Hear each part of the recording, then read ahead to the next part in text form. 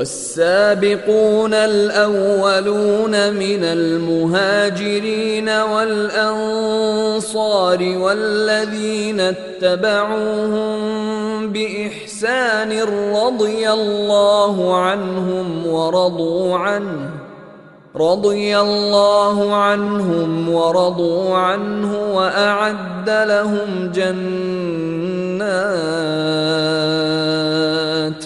وأعد لهم جنات تجري تحتها الأنهار خالدين فيها أبدا ذلك الفوز العظيم. بسم الله الرحمن الرحيم. الحمد لله رب العالمين الرحمن الرحيم مالك يوم الدين، ونشهد أن لا إله إلا الله ونشهد أن سيدنا ومولانا محمدا عبده ورسوله أرسله إلى الناس كافة بشيرا ونذيرا. أما بعد، فإن خير الحديث كتاب الله، وخير الهدي هدي محمد صلى الله عليه وسلم، وشر الأمور محدثاتها، وكل محدثة بدعة، وكل بدعة ضلالة، وكل ضلالة في النار. أعوذ بالله السميع العليم من الشيطان الرجيم. بسم الله الرحمن الرحيم. يا أيها الذين آمنوا قوا أنفسكم وأهليكم نارا وقودها الناس والحجارة عليها ملائكة غلاظ شداد لا يعصون الله ما أمرهم ويفعلون ما يؤمرون.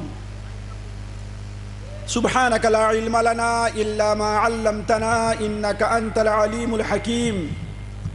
رب اشرح لي صدري ويسر لي أمري واحلل عقدة من لساني يفقه قولي. محترم علماء کرام، پیارے دینی بھائیوں اور پیاری ماؤں اور بہنوں، دور اور نزدیک سے آئے ہوئے حضرات، السلام علیکم ورحمۃ اللہ وبرکاتہ۔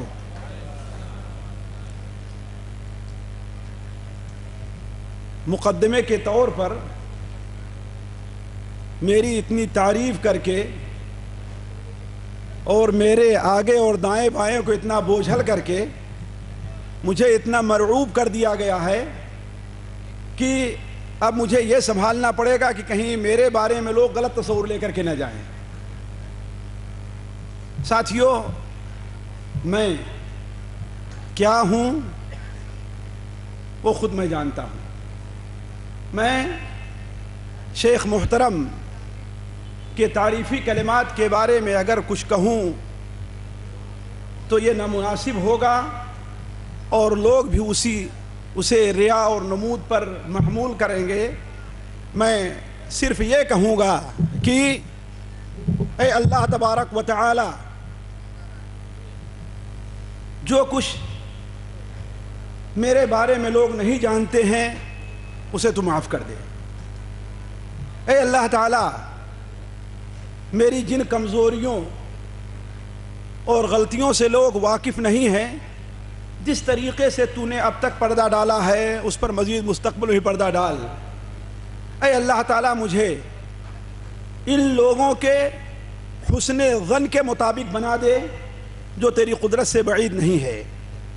ساتھیوں، سب سے پہلے اہل محصلہ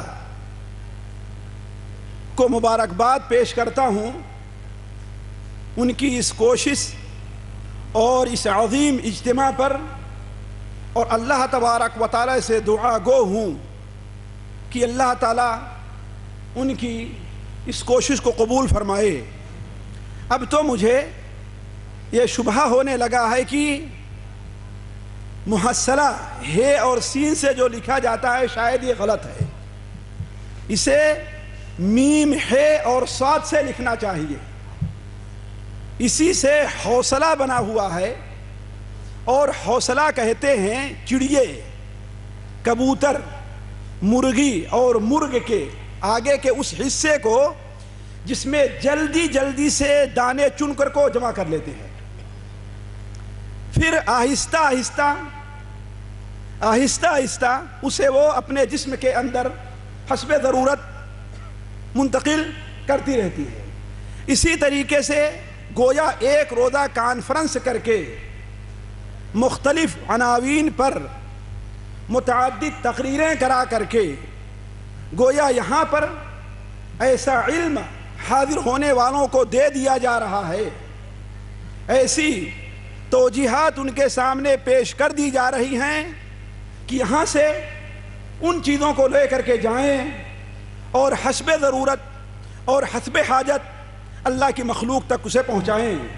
اس مناسبت سے شاید محصلہ کا نام محصلہ رکھنا زیادہ بہتر ہوگا۔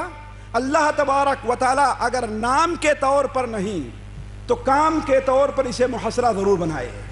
اللہ تبارک و تعالی ہمارے ان بھائیوں کی، ان اہل علم کی، ان نوجوان رضاکاروں کی جن کے چہرے پر اسلامی آثار ظاہر ہیں، نور توحید ان کے چہروں سے روشن ہے، اللہ تبارک و تعالی ان کی تمام کوششوں کو قبول فرمائے۔ اس کے بعد ساتھیوں، ہر انسان کی یہ فطرت ہے کہ وہ اولاد چاہتا ہے، وہ اولاد سے محبت کرتا ہے، اسے اولاد کی خواہش ہوتی ہے، اسے اولاد کی چاہت ہوتی ہے۔ بلکہ موضوع ہی سے متعلق لیکن تھوڑا سا کنارے ہٹ کر کے یہ بات کہتا چلوں کہ انسان کے دل میں اولاد کی محبت وہ فطری چیز ہے جو والدین کی محبت نہیں ہے۔ تعجب نہ کریں، اس لیے ہر شخص دیکھے کہ جتنی محبت اپنے بیوی اور بچوں سے کرتا ہے اتنی محبت اپنے ماں باپ اور بھائیوں سے نہیں کرتا، اور یہ فطرت ہے، انسان کی فطرت ہے کہ ماں باپ سے محبت کم ہو اور بیوی بچوں سے محبت کیوں؟ وجہ کیا ہے کہ ہم لوگ آدمی ہیں نا، حضرت آدم کی اولاد ہے نا، حضرت آدم کی نہ ماں تھی نہ باپ تھا، ان کی بیوی اور بچے تھے، تو لہذا ہمیں اور آپ کو اگر بیوی اور بچوں سے اپنے ماں باپ سے زیادہ محبت ہوتی ہے تو کیا یہ ایک فطری چیز ہے، فطرت کے خلاف نہیں ہے۔ اسی لیے اللہ تبارک و تعالی نے والدین کی خدمت اور ان سے محبت کرنے، ان کی خدمت کرنے کی سخت تاکید فرمائی ہے۔ کیوں؟ اس لیے کہ یہ فطرت سے چونکہ تھوڑی سے ہٹ کر کے چیز ہے، لہذا لوگوں سے کوتاہی ہوا کرتی ہے، تو اسی کوتاہی پر متنبہ کرتے ہوئے اللہ تبارک و تعالی نے اور رسول اللہ صلی اللہ علیہ وسلم نے اس طرف خصوصی توجہ دلائی ہے۔ تو میں عرض یہ کر رہا تھا ساتھیوں کہ بچوں سے محبت، بچے کی خواہش، بچے کی چاہت انسان کی فطرت میں داخل ہے۔ عام انسانوں سے ہٹ کر کے انبیاء علیہم السلام جو للہیت کے اونچے مقام پر فائز رہا کرتے ہیں، ان کے دل میں بھی والدین کی اولاد کی خواہش رہا کرتی ہے۔ قرآن مجید کے اندر دو نبیوں کا ذکر خصوصی طور پر آیا ہے، حضرت ابراہیم علیہ السلام اور حضرت زکریا علیہ السلام، کہ ان لوگوں نے اللہ تبارک و تعالی سے جب اس عمر کو پہنچ گئے کہ اب بچے کی امید نہیں رہتی، پھر بھی اللہ تعالیٰ کی رحمت سے نا امید نہیں ہوئے اور بچے کی چاہت دل سے کم نہیں ہوئی۔ حضرت ابراہیم علیہ السلام نے دعا کی، اور ربی ہب لی من الصالحین، اے اللہ تبارک و تعالیٰ مجھے کوئی نیک اولاد عطا فرما۔ حضرت زکریا علیہ السلام 80 سال سے زیادہ ان کی عمر ہو گئی، بال سفید ہو گئے، ہڈیوں میں طاقت نہیں رہ گئی، لیکن بچے کی خواہش ان کے دل سے نہیں گئی۔ لوگوں کے سامنے ذکر کرتے شرماتے تھے، لوگوں کے سامنے بیان کرتے شرماتے تھے کہ ہاں مجھے کوئی اولاد ملے، لیکن پھر بھی اللہ تعالیٰ کی رحمت سے نا امید نہیں ہوئے اور چپکے سے تنہائی میں اللہ تبارک و تعالیٰ سے اولاد کے لیے دعا کرتے ہیں۔ ذکر رحمت ربک عبدہ زکریا، اذ نادى ربه نداء خفیا، اذ نادى ربه نداء خفیا، یہ اللہ کے بندے حضرت زکریہ پر اللہ تعالیٰ کی رحمت کا ذکر ہے، اس وقت کی رحمت کا ذکر ہے جب اس نے اپنے رب کو چپکے سے چھپے رہ کر کے آہستہ آہستہ پکارا۔ کیا پکارا؟ کہ اے اللہ تبارک و تعالیٰ مجھے کوئی اولاد عطا فرما، میں بوڑھا ہو گیا ہوں، مجھے ہمارے جو چچے داد بھائی ہیں ان سے خطرہ ہے کہ میرے اس دین کو، میری اس وصیت کو لے کر کے آگے نہیں بڑھ سکیں گے، لہذا کوئی ایسی اولاد عطا فرما جو اس کام کو آگے بڑھائے۔ اس کا اندازہ ساتھیوں ذرا آپ حدیث پر غور کریں، اولاد کی چاہت اور اولاد کی محبت کا، جو بخاری اور مسلم میں نبی کریم صلی اللہ علیہ وسلم عبداللہ ابن حضرت انس بن مالک بیان فرماتے ہیں کہ آپ صلی اللہ علیہ وسلم کے صاحبزادے حضرت ابراہیم جو مدینہ منورہ سے باہر کنارے علاقے عوالی میں ایک جگہ رضاعت کی مدت گزار رہے تھے، آپ نے ان کے بارے میں فرمایا کہ اگر ابراہیم زندہ ہوتے تو اللہ کے نبی ہوتے، لیکن چونکہ نبوت کا سلسلہ اللہ تبارک و تعالیٰ نے ختم کر دیا تھا، لہذا حضرت ابراہیم باقی بھی نہیں رہے۔ آپ صلی اللہ علیہ وسلم کو خبر ملتی ہے کہ ابراہیم بیمار ہیں۔ آپ کے ساتھ مسجد میں بیٹھے ہوئے چند صحابہ تھے جن میں حضرت عبد الرحمن ابن عوف ہیں، حضرت زید ہیں، یہ سارے کے سارے لوگ موجود ہیں۔ آپ کو اطلاع ملتی ہے، آپ اپنے بچے کے لیے پیتا تشریف لے جاتے ہیں، آپ کے ساتھ صحابہ کرام بھی پہنچے۔ جس وقت آپ پہنچتے ہیں ذرا بچے کی محبت اور چاہت پر ذرا غور کریں، جس وقت آپ صلی اللہ علیہ وسلم پہنچتے ہیں بچہ جانکنی کے عالم میں تھا، نبی کریم صلی اللہ علیہ وسلم نے اپنے ہاتھوں میں اسے اٹھا لیا، دل کانپ گیا، آنکھ میں آنسو آ گئے، نبی رحمت سے رہا نہیں گیا۔ آپ نے آخر میں وہ جملہ استعمال فرمایا جو ہر اس ماں اور باپ کے لیے اسوہ ہے جس کی اولاد اس کے سامنے اس دنیا سے چلی جائے، اس کے لیے اسوہ ہے۔ آپ نے کیا بیان فرمایا؟ ان العین لتدمع وان القلب لیحزن، آنکھیں اشکبار ہیں، آنکھوں میں آنسو آ گئے ہیں، دل غمگین ہے، اور میں اپنی زبان سے اس کے علاوہ کوئی اور بات نہیں کہہ سکتا جس سے ہمارا رب راضی ہو۔ اتنا ضرور ہے وَإِنَّا لِفِرَاقِكَ يَا إِبْرَاهِيمُ لَمَحْزُونُونَ، اتنی بات ضرور ہے کہ اے ابراہیم تمہاری جدائی کا ہمیں بڑا غم ہے، تمہارے رخصت ہونے کا ہمیں بڑا غم ہے، اتنی بات ضرور ہے۔ اس سے اندازہ ہوتا ہے ساتھیوں کہ ہر انسان جب نبی علیہ السلام، انبیاء علیہ السلام، ان کے دل میں اولاد کی چاہت اور محبت تھی تو ہر انسان کے دل میں یہ چاہت اور محبت ضرور ہے۔ اگر فطرت نے اس فطرت کو مادیت نے مسخ کر کے نہ رکھ دیا ہو تو ہر انسان اولاد کی خواہش اور تمنا کرتا ہے۔ بلکہ ساتھیوں تعجب ہوگا، ابھی شادی ہوئے ہمارے مشرقی علاقے میں، ابھی شادی ہوئے مشکل سے 2 یا 3 سال بھی نہیں گزرتے، 1.5 سال بھی نہیں گزرتے، اگر کوئی اولاد نہیں ہوتی ہے تو عورتیں پریشان ہو جاتی ہیں، اس کے لیے علاج کے بارے میں سوچنے لگتی ہیں، مولانا سے دعا کرانے کے لیے دوڑنے لگتی ہیں۔ کتنا دن گزرا ہے؟ مشکل سے 20 سال یا 2 سال ہی نہیں گزرتی۔ ماں یعنی ساتھ زیادہ پریشان ہوتی ہے کہ ہماری بیٹی کی گود ہری کیوں نہیں ہو رہی ہے۔ کیوں؟ اللہ تعالیٰ نے عورت کے فطرت کے اندر یہ بات رکھا ہے کہ اگرچہ اسے پریشانی ہوتی ہے، تکلیف ہوتی ہے، الجھن ہوتی ہے، لیکن اس کے فطرت میں ہے کہ اس کو اللہ تعالیٰ کوئی اولاد عطا کرے۔ اور اولاد بھی ساتھیوں دنیا کی بڑی اہم زینت ہے، تمام زینتوں میں سے انسان سارا کچھ قربان کر دیتا ہے، لیکن وہ چاہتا ضرور ہے کہ اس کے گھر میں ایک چہکتی ہوئی چڑیا موجود ہو، ایک گرتا پڑتا بچہ ضرور ہو، مٹی میں لپٹا رہے، تتلی آواز میں بات کرتا رہے، گندگی لگی رہے، کچھ بھی ہو، لیکن اس کی طرف انسان کی چاہت ضرور ہوا کرتی ہے۔ اور یہ ایسی چاہت ہے جس کے بارے میں نبی کریم صلی اللہ علیہ وسلم کے فرمان سے بہتر میں نہیں سمجھتا کچھ اور ہوگا۔ صحیح بخاری اور مسلم میں آپ صلی اللہ علیہ وسلم کا فرمان ہے، حضرت عبداللہ ابن عمر رضی اللہ بیان فرماتے ہیں کہ آپ نے حضرت حسنین سے متعلق فرمایا، ہما ریحانتایا من الجنہ، ریحانتایا من الجنہ من الدنیا، وہ دنیا میں میرے دو پھول ہیں۔ اس لیے کہ پھول اگرچہ کانٹے میں کیوں نہ ہو لیکن پھول انسان کو اچھا لگتا ہے۔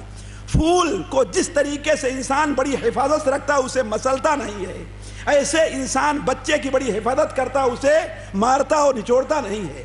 جس طریقے سے پھول کو انسان سونگھتا ہے، ایسے بچے کو انسان اپنے سینے سے لگاتا اور اسے سونگھتا اور اسے پیار کرتا ہے۔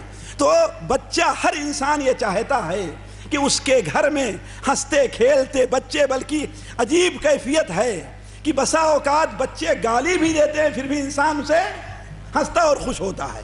یہ بچوں کی طرح زینت دیکھیے انسان کے دل کے اندر۔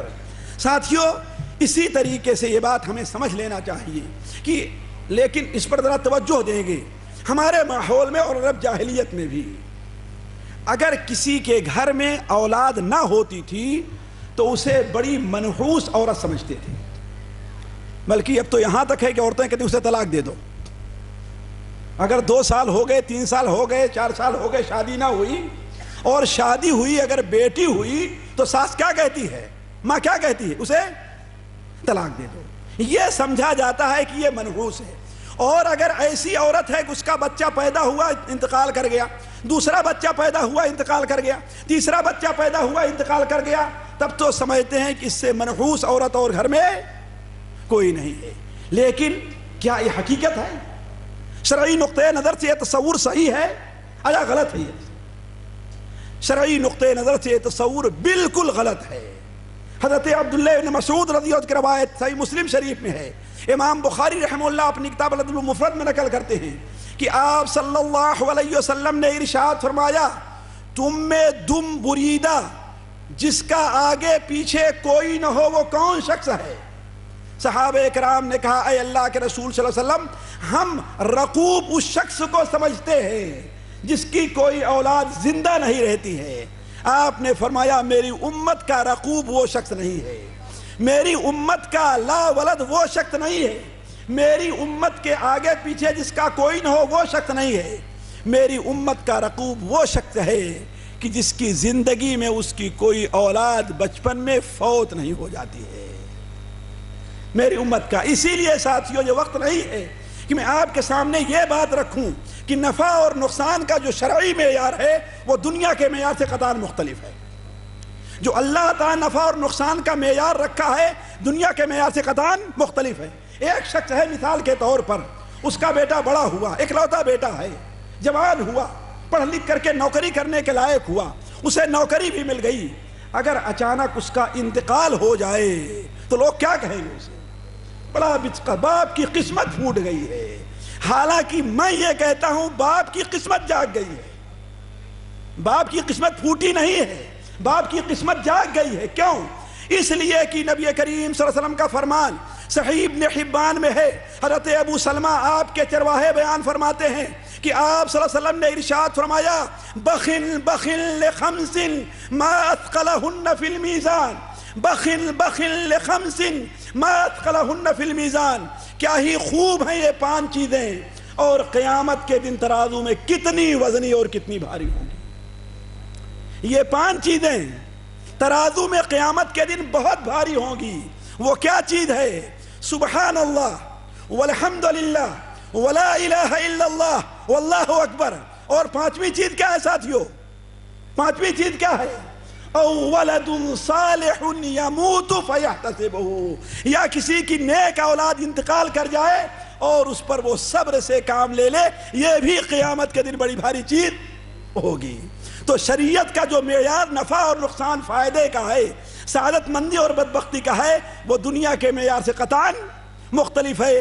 ایک مسلمان کو کون سا معیار دیکھنا چاہیے، دنیا کا کہ شریعت کا ساتھیو؟ جی، اور یہی آپ نے کہا کہ میری امت کا رقوب وہ شخص ہے جس کی کوئی اولاد بچپن میں اس دنیا سے چلی نہیں جاتی ہے۔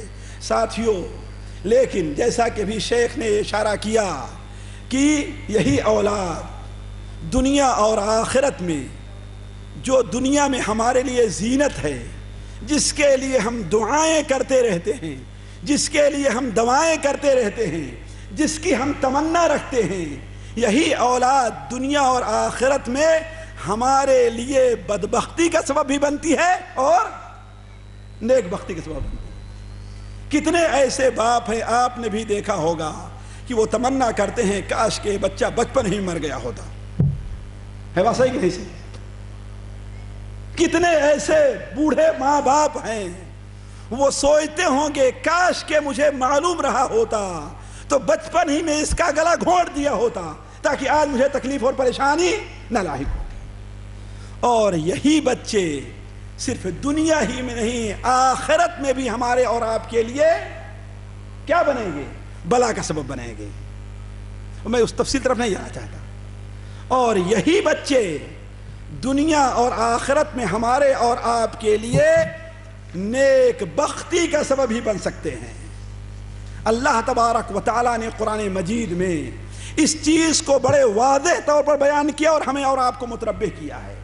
وہ سورت جو آپ صلی اللہ علیہ وسلم جمعہ کے دن عمومی طور پر پڑھا کرتے تھے، اس میں اللہ تعالیٰ فرماتا ہے یا ایھا الذین آمنوا لا تلہکم اموالکم ولا اولادکم عن ذکر اللہ، اے ایمان والو تمہارے مال اور تمہاری اولاد تمہیں اللہ کے ذکر سے غافل کیوں؟ وَمَن يَفْعَلْ ذَلِكَ فَأُولَٰئِكَ هُمُ الْخَاسِرُونَ، جس نے ایسا کیا حقیقی خسارے اور گھاٹے والے یہی لوگ ہیں۔ اور اس کے فوراً بعد والی صورت میں آخری رکوع میں اللہ تعالیٰ کیا فرماتا ہے؟ یا ایھا الذین آمنوا، اے ایمان والو، ان من ازواجکم و اولادکم، جی کیا ہے اس کے بعد؟ عدوا لکم، ان من اموالکم و اولادکم عدوا لکم فاحذروہم، تمہاری بعد بیویاں اور تمہارے بعد بیٹے تمہارے لیے تمہارے دشمن ہیں۔ تم اگرچہ ان کو دوست سمجھ رہے ہو، تم اگرچہ اپنا محسن سمجھ رہے ہو، حرام کماتا ہے اور آپ کو حرام کھلاتا ہے، نماز نہیں پڑھتا اور آپ اس سے خوش ہیں، لیکن پیسہ کما کے نہیں دیتا تو آپ اس سے ناراض ہیں، آپ اگرچہ اسے اپنا محسن سمجھ رہے ہیں لیکن وہ آپ کا دشمن ہے۔ ان من ازواجکم و اولادکم عدوا لکم، تمہاری بعض بیویاں اور تمہارے بعض اولاد تمہارے دشمن ہے، فاحذروہم، تم ان سے بچتے رہو۔ آپ کو بھی تعجب ہوگا کہ کیسے دشمن ہیں؟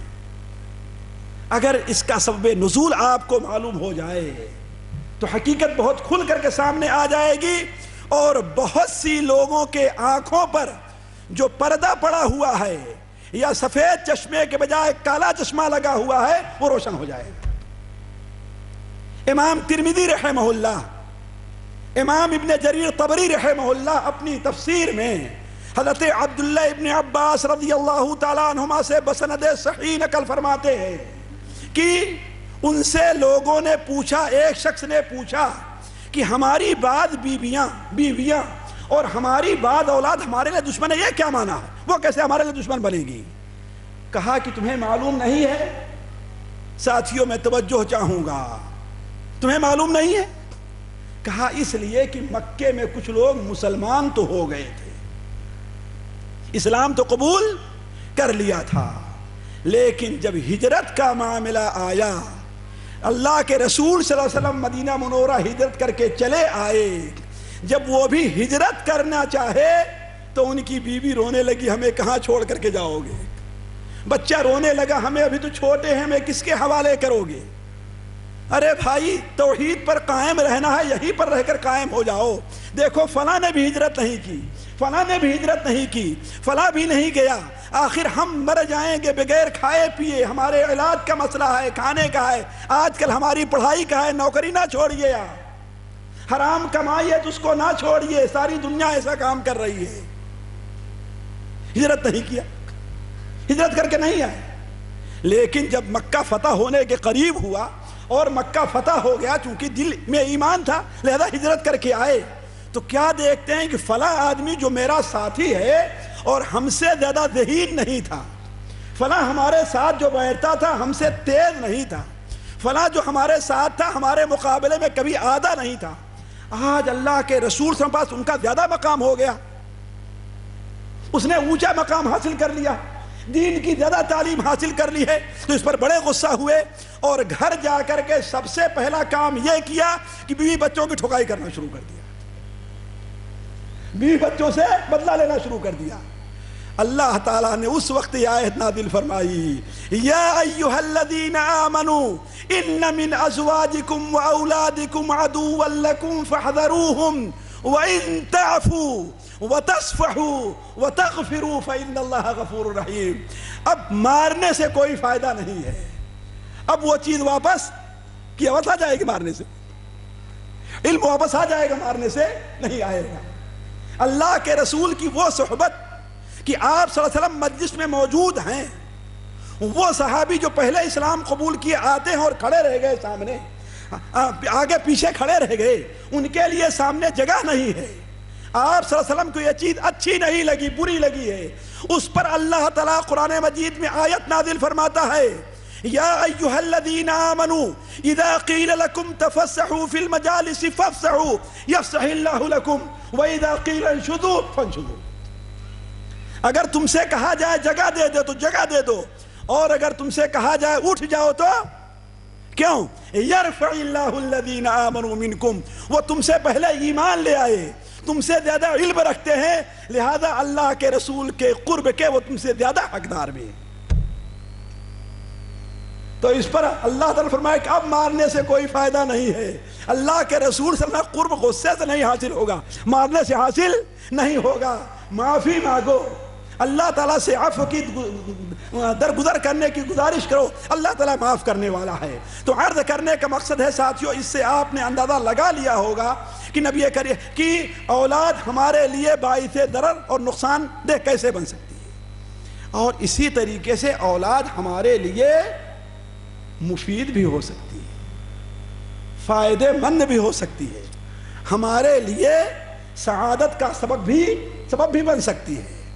ایک صحابی ہے ابو حسان، صحیح مسلم میں مسند احمد میں ہے، صحابی حضرت ابو حسان ہیں، ان کے ساتھیوں میں عام طور پر وہی حدیث چن چن کر کے ذکر کروں گا، حالانکہ چیزیں کئی ایک ہیں، لیکن ظاہر بات اس کے لیے وقت چاہیے جو ہمارے اور آپ کے عام حالات کے موافق ہوں۔ ایک صحابی ابو حسان آتے ہیں، ان کے 2 بچوں کا انتقال ہو گیا تھا لگاتار۔ ظاہر بات ہے ساتھیوں، یہ ایسا درد ہے جسے بیان نہیں کیا جا سکتا ہے، وہی شخص جانتا ہے جس کے اوپر یہ چیز پڑ چکی ہے۔ کہہ دینا صبر کرو کہہ دینا آسان ہوتا ہے، لیکن عمل کرنا بڑا مشکل ہوتا ہے۔ ایک صاحب ہمارے شہر سے میرے بڑے قریب گئے عمرہ کرنے کے لیے، میں اولاد کی اس پر بتاتا ہوں کہ کہہ دینا آسان ہوتا ہے لیکن عمل کرنا کیا ہوتا ہے، اور جس کے اوپر پڑتی ہے وہی اس کو جانتا ہے۔ وہ عمرہ کرنے کے لیے گئے، دوسرے کو کیوں کہوں ساتھیوں، میرا ہی قصہ ہے، دوسرے کا نہیں، میرا ہی واقعہ۔ عمرہ کرنے کے لیے گئے، میرا بچہ سلمان تقریباً 4 یا 5 سال کی عمر کا تھا، اور بڑا چنچل تھا بچپن، طواف کرنے لگے، بلکہ ایک آدھ بار قاری صاحب بڑے غصہ ہوئے، اس کو جانتے ہیں بڑے جذباتی ہمارے بھائی قاری صاحب، بہت جلدی ان کا ہاتھ اٹھتا ہے، اور غصے ہوئے اس کو مارے بھی، لیکن وہ طواف کرتا رہے، صحیح کرتے رہے، ادھر سے ادھر، کبھی ادھر سے ادھر، ادھر سے غائب ہو جائے۔ ایک بار ایسا ہوا کہ ہم لوگ صحیح کر رہے تھے، اور اللہ کی مصلحت، اللہ کا فضل ہے کہ میرے بچوں میں زیادہ فاصلہ نہیں ہے، 1.5 سال کا، 1.25 سال کا، جبکہ اس وقت دنیا کا ڈاکٹر اسے قبول نہیں کرتا ہے نا، لیکن اللہ کی یہ دین ہے۔ تو بچہ ظاہر بات 2 کو ہم نے لیا، اور وہ اپنی والدہ کے ساتھ تھا، وہ کہیں غائب ہو گیا۔ اب صحیح کرتے کرتے ظاہر بات وہ 2 بچوں کے لیے ہم دونوں بچھڑ گئے۔ کچھ دیر کے بعد ملاقات ہوتی ہے، تو ہم نے پوچھا سلمان کہاں ہے، تو کہتی ہیں پتہ نہیں وہ کہاں غائب ہے۔ اب ہم لوگوں کا عمرہ ختم ہوا، ابھی بال نہیں کٹایا اور اس کو ڈھونڈنا شروع کر دیا۔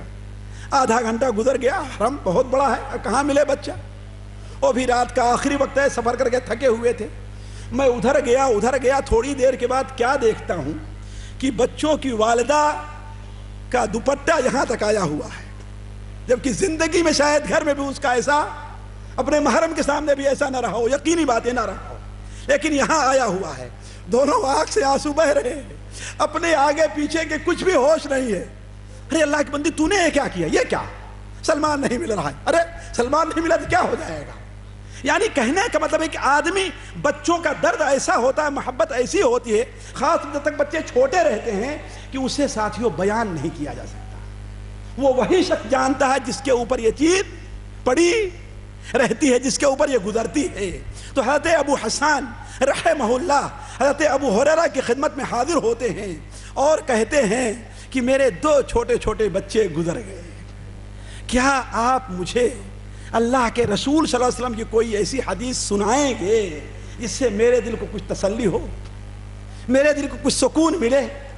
ساتھیو، یہ ایمان کی نشانی ہے۔ الا بذکر اللہ تطمئن القلوب، الا بذکر اللہ تطمئن القلوب، اللہ کے ذکر سے دلوں کو کیا ہے؟ یہ ایمان کی نشانی ہے۔ اگر دلوں کو سکون اللہ کے رسول کی حدیثوں کو سن کر کے نہ ملے، قرآن مجید کی آیات کو پڑھ کر کے نہ ملے، تو اس کا مطلب کیا ہے؟ ہمارا دل بڑا سخت ہو گیا ہے، جسے پگھلانے کی ضرورت ہے۔ ہمارا دل بہت ہی بگڑ گیا ہے، بیمار ہے، جس کے علاج کی ضرورت ہے۔ تو کہا آپ ہمیں نبی کریم صلی اللہ علیہ وسلم کی کوئی ایسی حدیث نہ سنائیں گے جس سے ہمارے دل کو تھوڑا سا سکون ہو؟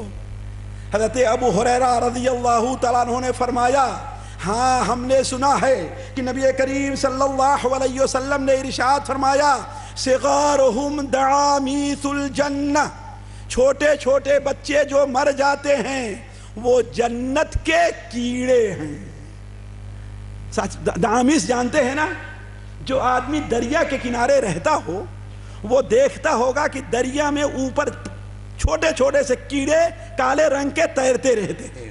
وہ بھنور کی بھنورا نہیں ہوتا، نہیں اس سے بھنورا ہی ہوتا، اس کا کہتے ہیں، چھوٹے رہتے ہیں۔ وہ جدھر دریا کا رخ ہے ادھر بھی آسانی سے بہ جاتے ہیں، اور جدھر رخ نہیں ادھر بھی آسانی سے چلنا شروع کر دیتے ہیں، دائیں بھی آگے بھی، یعنی انہیں دریا میں چلنے کی کوئی رکاوٹ نہیں رہا کرتی ہے۔ ایسے وہ بچے جو بچپن میں مر گئے ہیں، جنت میں ادھر ادھر آنے جانے سے کوئی ان کو ممانعت نہیں ہے۔ اس لیے آپ نے تشبیہ دعامیث اہل الجنہ، تو کہا ہم نے نبی کریم صلی اللہ علیہ وسلم سے سنا ہے کہ یہ چھوٹے چھوٹے بچے جو نابالغی میں انتقال کر جا رہے ہیں وہ جنت کے کیڑے ہیں، اور جب حشر کا میدان ہوگا، لوگوں کا فیصلہ ہوگا، وہ جنت کے دروازے پر کھڑے ہوں گے، اپنے ماں باپ یا دونوں میں سے کسی ایک کا دامن پکڑ کر کے اس وقت تک راضی نہیں ہوں گے جب تک کہ انہیں جنت میں نہیں داخل کر لیں گے۔ تو کہا کہ ہاں ہمیں اس سے تو سکون مل گیا۔ ساتھیو، آپ نے سنن ترمذی کی وہ حدیث نہیں سنی ہے؟ حضرت ابو موسیٰ اشعری سے مروی ہے، بڑی مشہور حدیث ہے کہ اللہ کے رسول صلی اللہ علیہ وسلم نے ارشاد فرمایا کہ جب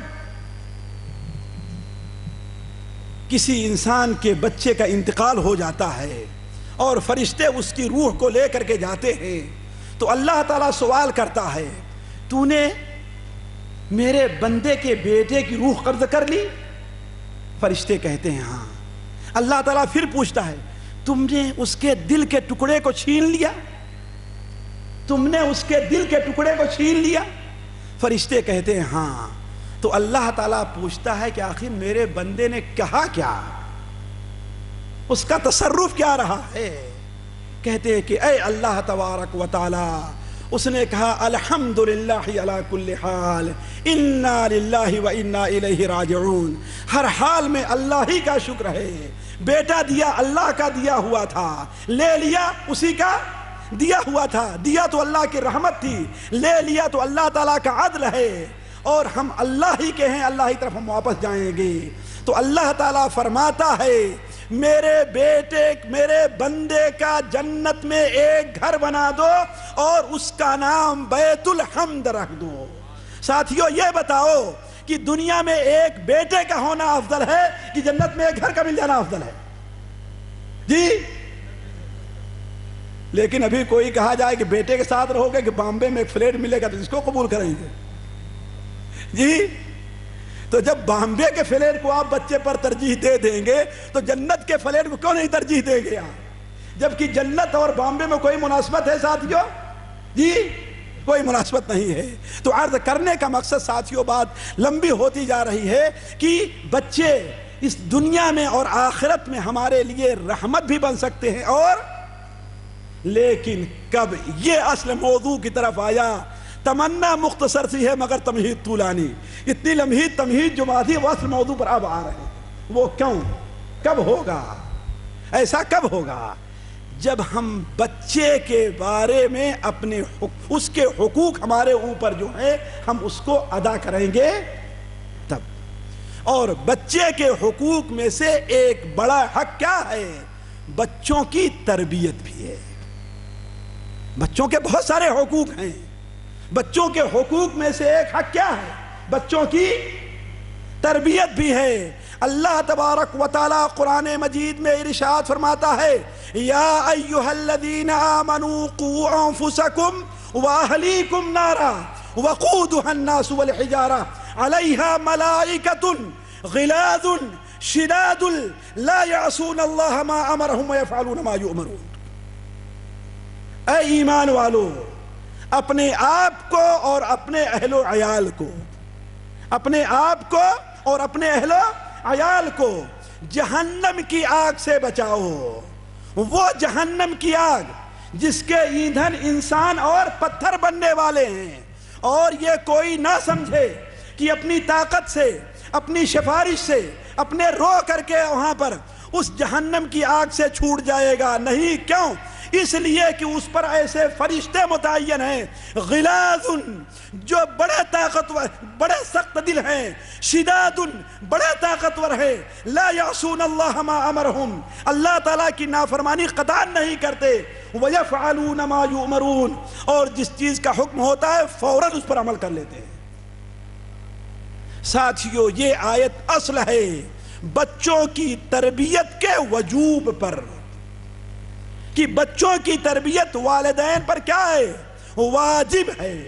اسی لیے حضرت عبداللہ ابن عباس رضی اللہ تعالیٰ عنہ، حضرت علی بن ابی طالب رضی اللہ تعالیٰ عنہ، حضرت قتادہ اور مجاہد جیسے تمام مفسرین، چاہے صحابہ میں سے ہو، تابعین میں سے ہو، وہ اس آیت کی تفسیر میں لکھتے ہیں جس کا خلاصہ یہ ہے، خود اللہ تعالیٰ کے احکام پر عمل کرو، اللہ تعالیٰ کی منع کی ہوئی چیزوں سے رک جاؤ، بچوں کو اس کی تربیت دو، بچے اگر غلطی کرتے ہیں اس پر ان کو متنبہ کرو، ان کو مارو۔ اگر اس طریقے سے تم نے کر لیا تو اپنے آپ کو اور اپنے بچوں کو جہنم کی آگ سے تم نے بچا لیا ہے۔ تو بچوں کی تربیت ساتھیوں، یہ ہم میں سے ہر شخص کے اوپر کیا ہے؟ واجب ہے۔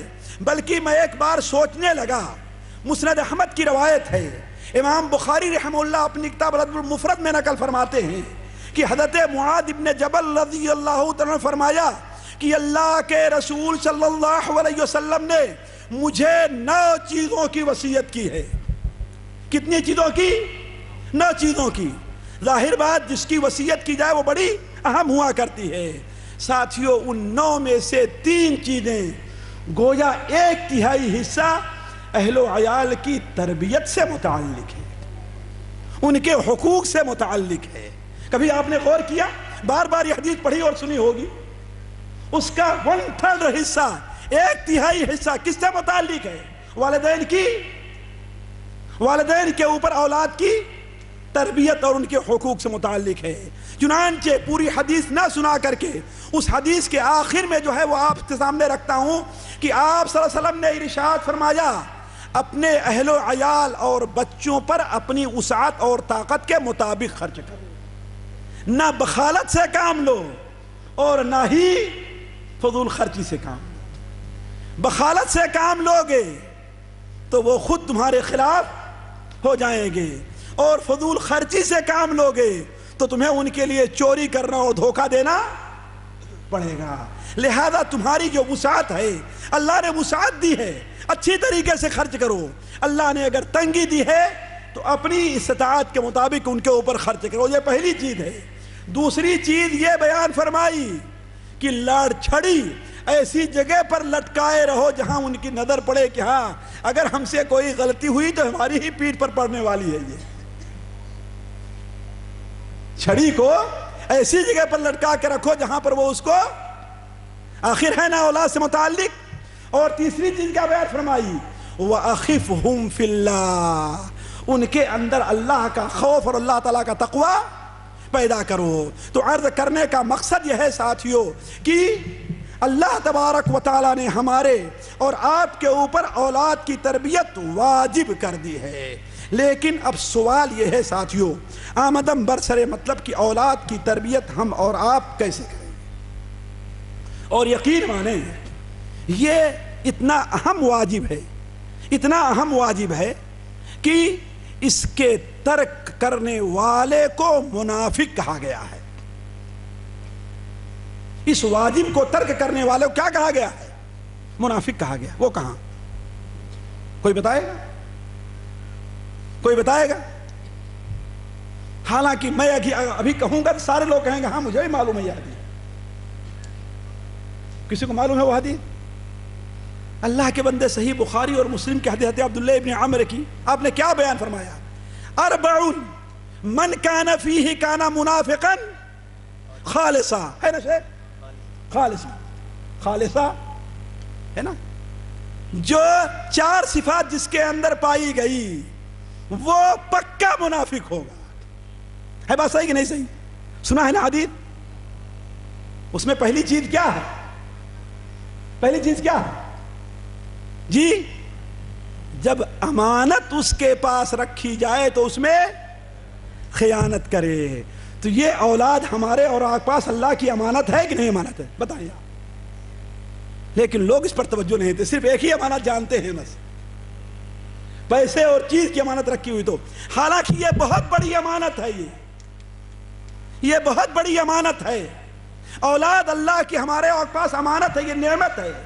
ان کی صحیح تربیت نہ کرنا، ان کو اللہ کی دی ہوئی بتائی ہوئی صحیح تعلیم نہ دینا، یہ سب سے بڑی خیانت ہے ساتھیوں.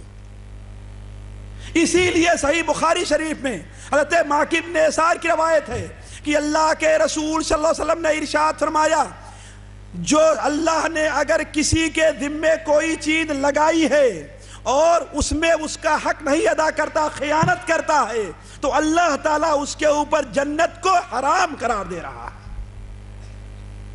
تو اولاد کی تربیت ہمارے اور آپ کے اوپر واجب ہے. لیکن اب سوال یہ ہے کہ یہ تربیت ہو کیسے؟ 2 باتیں ساتھیوں میں رکھوں گا، توجہ دیں گے. پہلی چیز یہ ہے کہ تربیت یہ کیسے ہو، اور دوسری چیز یہ ہے کہ تربیت کن چیزوں پر کی جائے. اور اگر وقت رہا تو آپ کے سامنے اختصار ساتھ یہ بات رکھوں گا کہ تربیت کے معاملات میں ہم سے غلطی کہاں کہاں ہوتی ہے. اس لیے کہ بہت سے لوگ سمجھتے نہیں کہ ہم غلطی کر رہے ہیں. تو پہلی چیز یہ ہے کہ تربیت ہو کیسے. ساتھیو علماء تربیت اس طرح متفق علیہ ہے کہ تربیت کا سب سے پہلا زینہ کیا ہے؟ بیوی کا انتخاب ہے، سب سے پہلا زینہ. اور عورت کے لیے شوہر کا انتخاب ہے. مرد کے لیے کس کا انتخاب ہے؟ اس لیے کہ اولاد صرف مرد کی نہیں ہوتی ہے، بیوی کی بھی ہوتی ہے کہ نہیں؟ بلکہ عورتیں تو زیادہ دعویٰ کرتی ہیں، عورتیں تو زیادہ دعویٰ کرتی ہیں کہ ہاں بھائی میرا بیٹا ہے. تو اولاد ایک کی نہیں ہوتی، دونوں کی ہوتی ہے. تو شوہر کے لیے یہ ہے کہ اولاد کے لیے بہتر بیوی کا انتخاب کرے، اور بیوی اور اس کے ولی کے لیے کیا ہے؟ بہتر شوہر کا انتخاب کرے. جیسا کہ نبی کریم صلی اللہ علیہ وسلم کی حدیث بار بار آپ سنتے آئے ہوں گے کہ عورتوں سے 4 چیزیں دے کے شادی کی جاتی ہے نا؟ بار بار سنا ہے نا؟ آخر میں آپ نے کیا بیان فرمایا؟ فرد بذات الدین، دیندار عورت سے شادی کرو. اور ساتھیوں میں اگر اپنے مشاہدے کی چیزیں پیش کرتا چلوں تو ایک نہیں کتنی مثالیں پیش کرتا ہوں کہ اگر بیوی اچھی ہونہار تھی تو اس کے بیٹے خصوصاً بیٹیاں بھی ہونہار نکلی ہیں. اور اگر بیوی نالائق تھی، زانیہ تھی، تو اس کی بیٹی بھی اسی راستے پر چل پڑتی. ساتھیوں یہ ضرور ایسے ہی اگر شوہر نالائق نکلتا ہے تو بیٹا بھی اس کی تقلید کرتا ہے. لہذا ان دونوں چیزوں پر مردوں کو بھی اور لڑکیوں اور ان کے اولیاء پر بھی واجب ہے کہ شادی سے پہلے ان دونوں چیزوں کو ضرور دیکھیں۔ پہلی چیز مرد یہ دیکھیں کہ وہ عورت کیسی ہے، نیک اور صالح، کہیں بچلن تو نہیں ہے، یا ہے اس کی اصلاح ہو سکتی ہے کہ نہیں ہو سکتی ہے۔ اور لڑکی کے اولیاء اور لڑکی کیا دیکھیں، آیا یہ لڑکا صرف یہی نہیں کہ نوکری دیکھ لیا، صرف یہی نہیں کہ پیسہ دیکھ لیا۔ اور ہمارا معاشرہ ساتھیوں اتنا گندا ہو چکا ہے کہ اگر کوئی لڑکی کسی مرد سے چھپ کر کے بات کرتی دیکھ لی، پکڑی گئی تو اس کے پر نشان لگ جاتا، اس سے کوئی شادی کرنا نہیں چاہتا۔ اور لڑکا چاہے جتنوں سے اپنی نظر ملاتا رہے، اس کو کوئی برا نہیں سمجھتا، ہے نا؟ الٹا جیسا گناہ لڑکی کے لیے ویسے لڑکے کے لیے بھی تو ہے نا۔ آپ اس کو برا کیوں سمجھتے ہیں، اس کو کرے برا سمجھتے، بلکہ یہ نالائق زیادہ ہے۔ کیوں؟ عمومی طور پر عورتیں شرمیلی ہوا کرتی ہیں، جذبات میں کون لے آتے ہیں اسے؟ لڑکے۔ اور بلکہ اب تو اچھے طریقے جانتے ہیں کیسے لڑکیوں کو پھنسایا جائے، نعوذ باللہ من ذالک، موبائل کے ذریعے میسج بھیج کر کے ایسے کس طریقے سے، نعوذ باللہ من ذالک۔ واللہ ایسے لوگ تو سولی پر لٹکا دینے کے لائے جو معاشرے کو برباد کر رہے ہیں۔ تو عرض کرنے کا مقصد یہ ہے کہ لڑکیوں اور ان کے ولی سے بھی اللہ کے رسول نے کیا بیان فرمایا؟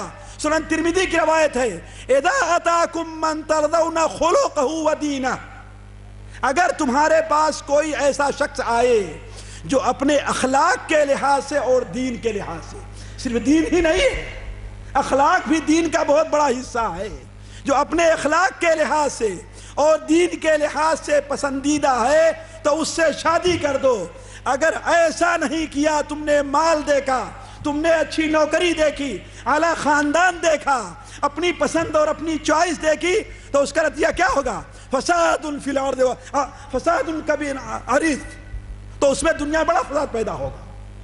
تو پہلا مرحلہ کیا ہے ساتھیوں؟ کہ اپنے اولاد کے لیے بہترین جوڑا تلاش کیا جائے۔ دوسری چیز یہ ہے ساتھیوں، حضرت جابر ابن عبداللہ ایک صحابی ہے رضی اللہ تعالی عنہما، ان کے والد عبداللہ ابن حرام کا انتقال شہید ہو گئے تھے غزوہ احد میں۔ تو ان کے کئی بہنیں تھیں، اپنی بہنوں، چھوٹی بہنیں تھیں، اپنی بہنوں کی تربیت کے لیے انہوں نے کسی بیوہ عورت سے شادی کر لی۔ آپ صلی اللہ علیہ وسلم کی ملاقات ایک بار ہوئی تو کہا، جابر تم نے شادی نہیں کیا؟ کہا، یا رسول کر لیا ہے شادی۔ کہا، کس سے کیا ہے؟ کسی بیوہ سے یا دوشیزہ تھے؟ کہا، بیوہ عورت سے۔ کہا، تم نے دوشیزہ شادی کیوں نہیں کی؟ خیر لمبا قصہ ہے۔ اس کے بعد آخر میں آپ نے کیا بیان فرمایا؟ الکیس، ذرا دیکھو، سمجھ سے کام لو، سمجھ سے کام لو۔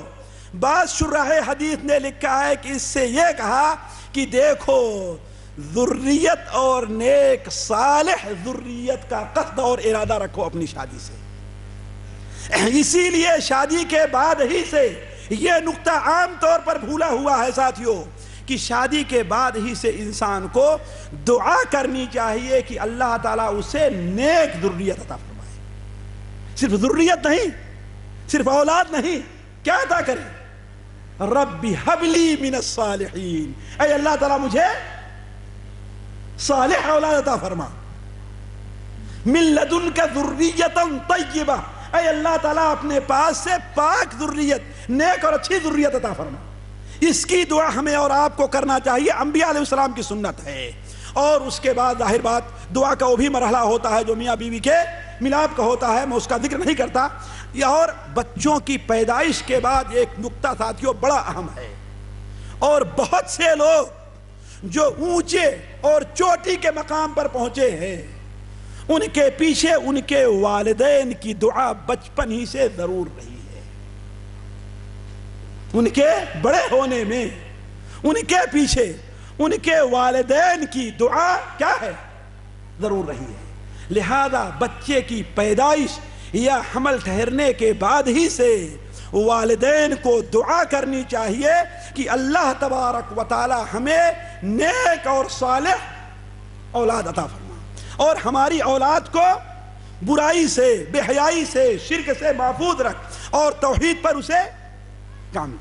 اور اللہ تبارک و تعالی نے مومنوں کو، انبیاء کی دعائیں تو ہے ہی، مومنوں کو بھی یہ دعا سکھائی ہے.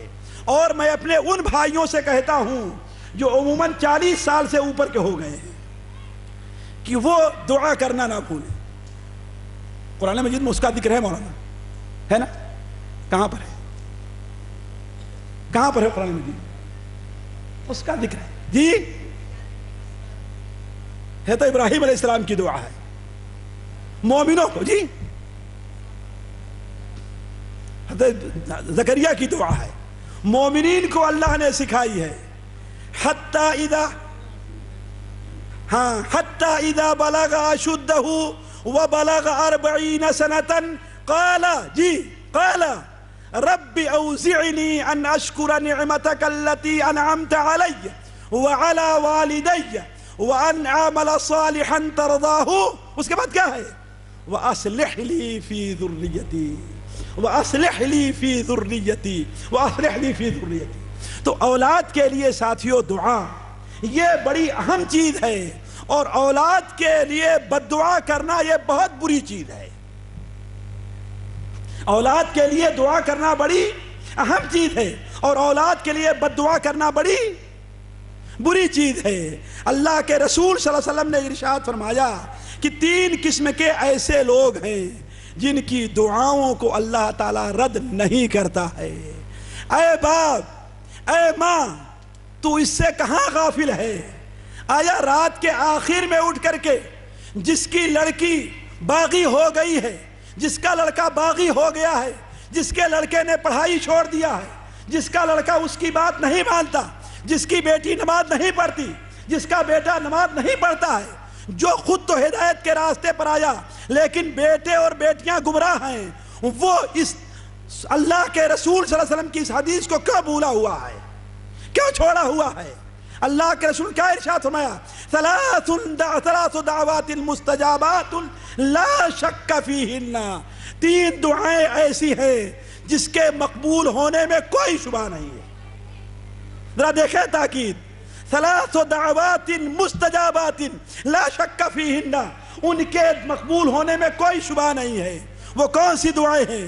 پہلی دعا ہے دعوت الوالد, والد کی دعا جو اپنے بچے کے لیے کرے, والد کی دعا جو اپنے بچے کے لیے کرے.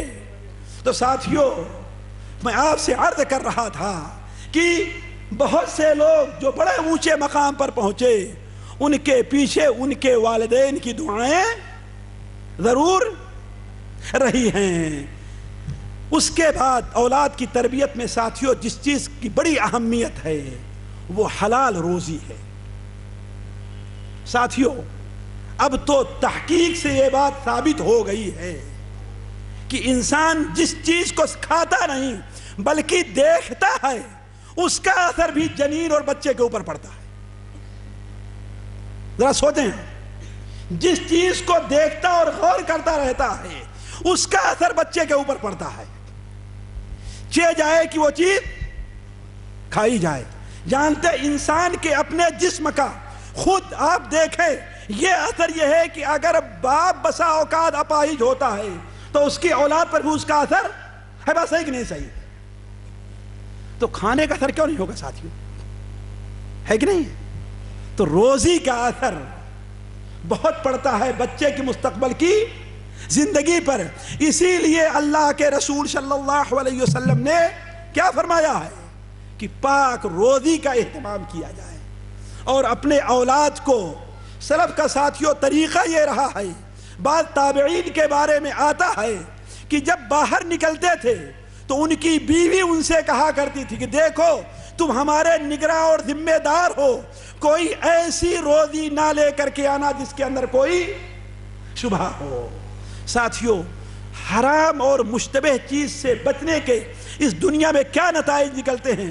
کاش کے وقت ہوتا تو میں امام طبری رحمہ اللہ کے ایک واقعہ سناتا.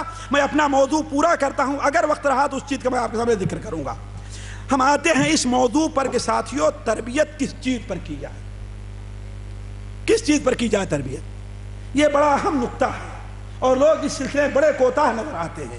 دیکھیے, دین صرف عبادت کا نام نہیں ہے, دین میں عقائد بھی ہیں, عبادات بھی ہیں اور اخلاق اور معاملات بھی ہیں۔ بچوں کی تربیت ان تینوں پر ہونا چاہیے، عقائد پر بھی ہونی چاہیے اور عبادات پر بھی اور یہ احادیث سے دلیل موجود ہے، اس پر احادیثوں سے آیات سے دلیل موجود ہے۔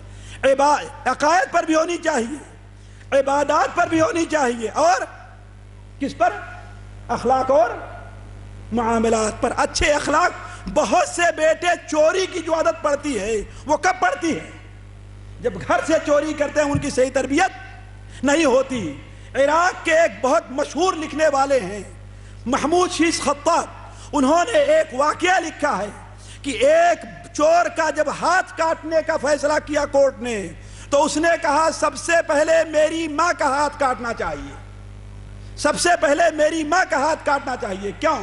کہا اس لیے کہ پڑوسی کے گھر سے پہلی بار جب میں انڈا چرا کر کے لے کر کے آیا تھا تو میری ماں اس پر بہت خوش ہوئی تھی، مجھے منع نہیں کیا تھا۔ ارے بچہ ہی تو ہے، چھوٹا سا ہے، ایک انڈے سے کیا ہوتا ہے؟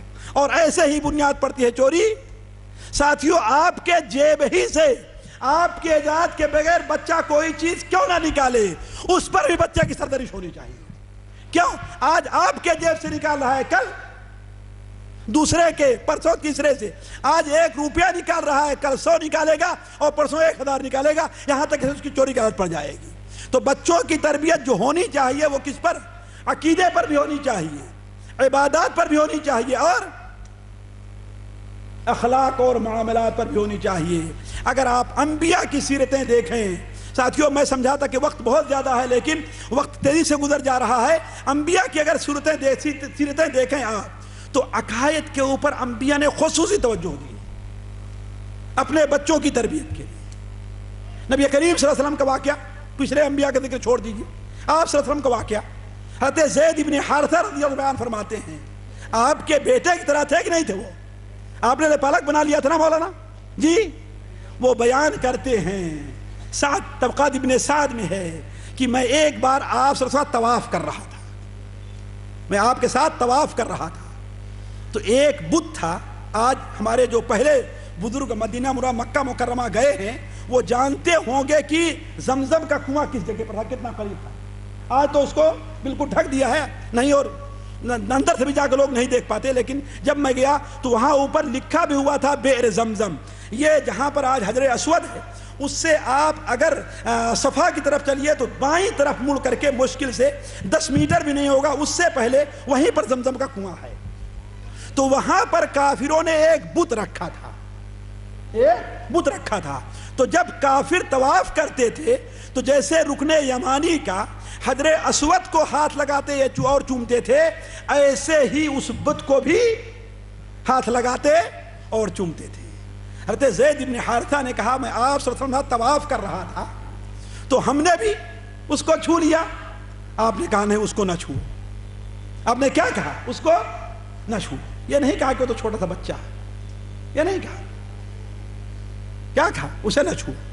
حضرت زید بن حارثہ نے کہا کہ بچپنا، لڑکپن، لاپرواہی میں ہم نے کہا جب دوبارہ گزرتے ہیں پھر آزماتے ہیں، آپ یقیناً منع سختی سے کرتے ہیں، یہ کیا ہے؟ تو کہا جب دوبارہ ادھر سے گزرے اور پھر ہم نے اسے ہاتھ لگایا، آپ غصے سے ہمیں دیکھا آپ نے ہماری طرف اور کہا ہم نے تمہیں اس سے منع نہیں کیا، ہم نے اس سے منع نہیں کیا تم نے۔ تو یہ دیکھیے کہ انبیاء علیہ السلام اپنے بچوں کی تربیت کیا ہے؟ توحید اور شرک سے دوری پر کیا کرتے تھے۔ حضرت امام بخاری رحمہ اللہ اپنی کتاب الادب المفرد میں حضرت عبداللہ ابن عمرو بن عاص کی روایت ایک لمبی حدیث نقل کرتے ہیں، حضرت نوح علیہ السلام کی وصیت، جس میں ہے کہ حضرت نوح علیہ السلام کا جب انتقال ہوا تو اپنے بیٹے کو بلایا اور کہا اے بیٹے میں تجھے 4 چیزوں کا حکم دیتا ہوں اور 4 چیزوں سے روک رہا ہوں۔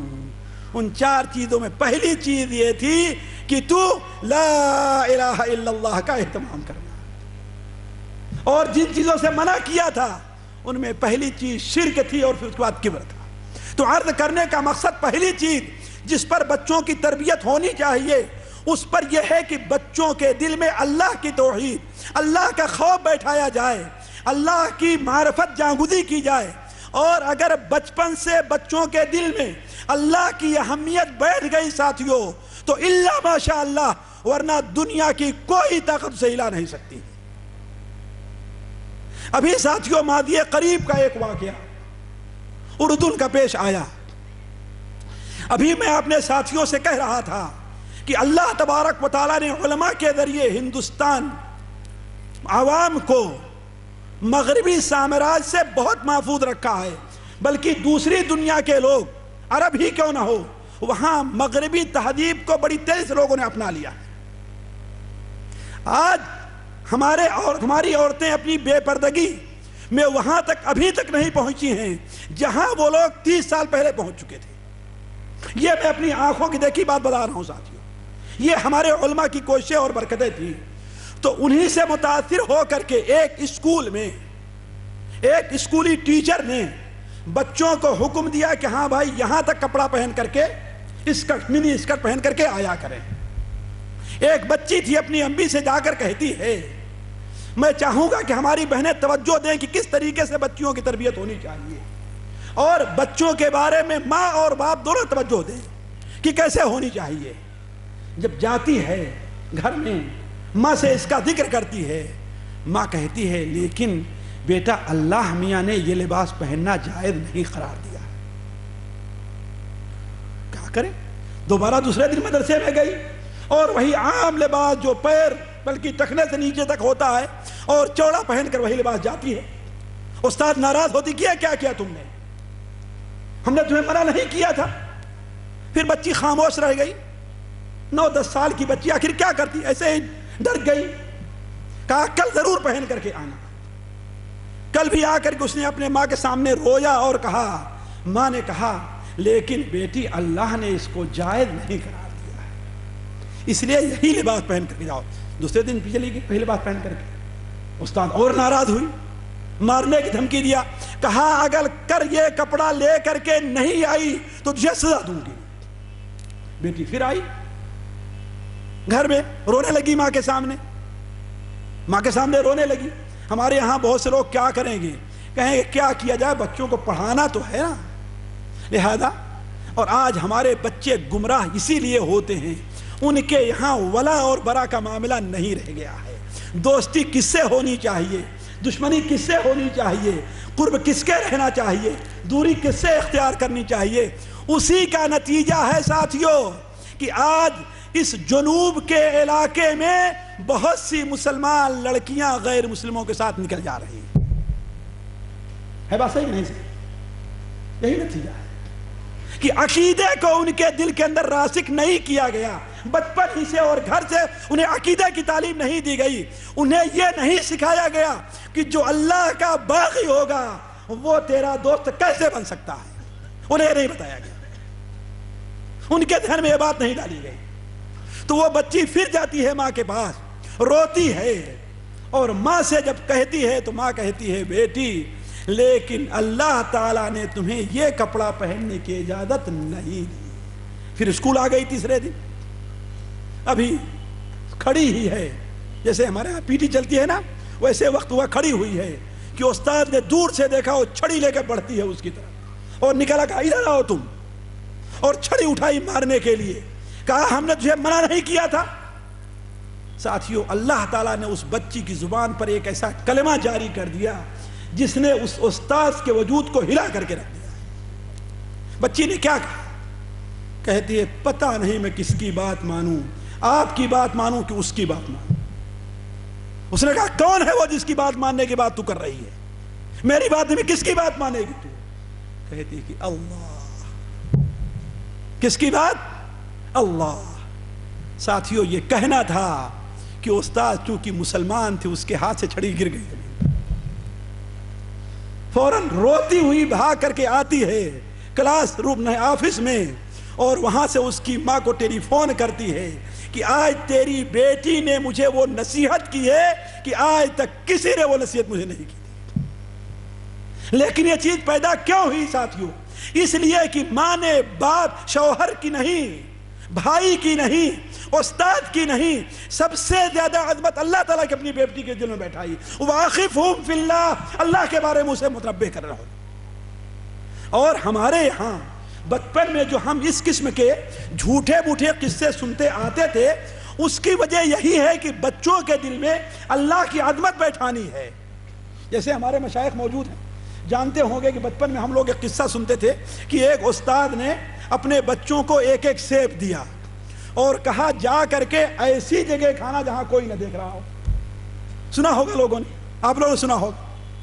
سب بچے گھر سیب لے کر کے گئے, کوئی بالکل کوٹری میں چھپ کر کے کھایا جہاں کسی نے نہیں دیکھا, کوئی میدان میں باہر نکل گیا, جنگلوں میں وہاں کھایا, کسی نے نہیں دیکھا. صبح کو آتے ہیں سارے بچے تو تمام بچوں کے ہاتھ میں تو سیب نہیں ہے, ایک بچے کے ہاتھ میں سیب ہے. استاد پوچھنا شروع کیا, ہاں بیٹا تم نے کہاں سیب کھایا؟ کہا ہم نے دیکھا گھر میں کوئی نہیں ہے, امی کے کمرے میں چارپائی کے نیچے گھس کر کے چپ کے جلدی کھا کر کے نکل آیا, ہمیں کسی نے نہیں دیکھا. ماشاءاللہ بڑا اچھا کیا. بیٹا تم نے کہاں کھایا؟ میں اس کو چھپا کر کے رکھا ہوا تھا, دیکھا گھر میں موقع نہیں مل رہا ہے تو پیچھے کے راستے سے نکلا اور چلا گیا باغ میں اکیلے, جہاں کوئی نہیں تھا وہاں کھا کر کے آیا. ایسے سارے نے اپنا اپنا ایک قصہ بیان کیا. لیکن جب اس بچے کی باری آئی جس کے ہاتھ میں سیب تھا, اس سے پوچھا کہ بیٹا تم نے کیوں نہیں کھایا؟ کہا کہ استاد سلامت, جہاں کہیں بھی میں جا کر کے چھپنا چاہا ہوں, ہم نے کہا یہاں تو مجھے کوئی نہیں دیکھ رہا ہے لیکن اللہ تعالی ہمیں ضرور دیکھ رہا ہے. مجھے کوئی ایسی جگہ نہیں ملی جہاں پر اللہ نہ ہو. ساتھیو میں جانتا ہوں یہ بناوٹی قصہ ہے, یہ جھوٹا ہے, لیکن بچوں کے دل میں اللہ کی اہمیت بیٹھانے کے لیے, اللہ کی کا خوف بیٹھانے کے لیے اس قسم کے قصے ہمارے بزرگ سنایا کرتے تھے. آئے تو ہماری مجلسوں میں کیا چلتا ہے, فلاں نے کتنے وکٹ جیتے, فلاں نے کتنا کیا, اور فلاں نے عجیب رول ادا کیا ہے فلاں فلم کے اندر, دیکھیے گھروں میں بیٹھ کر کے, اور باقاعدہ ٹی ویژن تو ہر وقت چلتا ہی رہتا ہے. بات صحیح کہ نہیں صحیح ہے؟ تو ضرورت یہ ہے کہ اپنے بچوں کی تربیت سب سے اہم ساتھیوں یہ ہے کہ عقیدے پر کی جائے. دوسری چیز جس پر تربیت کرنی چاہیے وہ عبادت ہے, اور اللہ کے رسول صلی اللہ علیہ وسلم نے اس پر بھی خصوصی توجہ فرمائی. آپ نے کیا فرمایا؟ جب بچے 7 سال کے ہو جائیں تو انہیں نماز کا حکم دو, ہے کہ نہیں, اور 10 سال کے ہو جائیں تو اس پر مارو, اور بالغ ہو جائیں نہ پڑھیں تو اب کیا کرنا؟ مارنے کے بعد کیا رہ جائے گا جی؟ مارنے کے بعد کیا مارنا رہتا ہے بھائی بتائیے, بولے نا, قتل رہتا ہے کہ نہیں رہتا ہے؟ لیکن ظاہر بات قتل نہیں کر سکتے تو ایسے بچے کو اپنے گھر میں رکھنا جائز نہیں ہے جو بالغ ہو گیا اور نماز نہیں پڑھ رہا ہے. وہ باپ اور ماں گنہگار ہو رہے ہیں کہ جن کے بچے اور بچیاں بالغ ہیں اور انہیں نماز کی تعلیم نہیں دے رہے ہیں, محبت میں پڑھے ہوئے ہیں. یقیناً مان لے قیامت کے دن یہی بچہ ان کی گردن پر لٹ کر کے آئے گا اور کہے گا اے اللہ تعالیٰ اس نالائق باپ نے میرے ساتھ خیانت کی, اس ماں نے میرے ساتھ خیانت کی. بھلا بتائیے یہ حدیث سنا کہ نہیں سنا ہے آپ نے کہ 10 سال کے ہو جائیں تو مارو؟ 10 سال کا بالغ ہو جاتا ہے آدمی جی, بالغ رہتا ہے. تو جب نابالغی پر مارنے کا حکم ہے تو بالغی پر کیا ہوگا؟ اسی لیے ائمہ کا متفقہ فتویٰ ہے ساتھیوں کہ غیر بے نمازی جو ہے وہ, چلیے بھائی یہیں پر رکھے نا, بے نمازی جو ہے وہ کسی معاشرے پہ چلتا ہوا نہیں رہے گا. اسے جیل میں ڈالا جائے, وہاں مر جائے, اسے توبہ کرائی جائے, نہیں تو قتل کر دیا جائے. لیکن چاروں امام جو بڑے مشہور ہیں ان میں سے کوئی یہ نہیں کہتا ہے کہ بے نمازی مسلم معاشرے میں چلتا پھرتا نظر آئے. تو بچوں کی تربیت عبادت کے اوپر بھی ہونی چاہیے. ساتھیوں میں کہہ رہا ہوں یہ عظمت سلف کی کانفرنس ہے نا, اگر سلف کے بارے میں دیکھیں ہم, میں تو کہہ رہا ہوں وقت تیزی سے گزرتا, ذرا سلف کے بارے میں اگر ہم دیکھیں, خود اللہ کے رسول صلی اللہ علیہ وسلم نے کیسی تربیت کی ہے.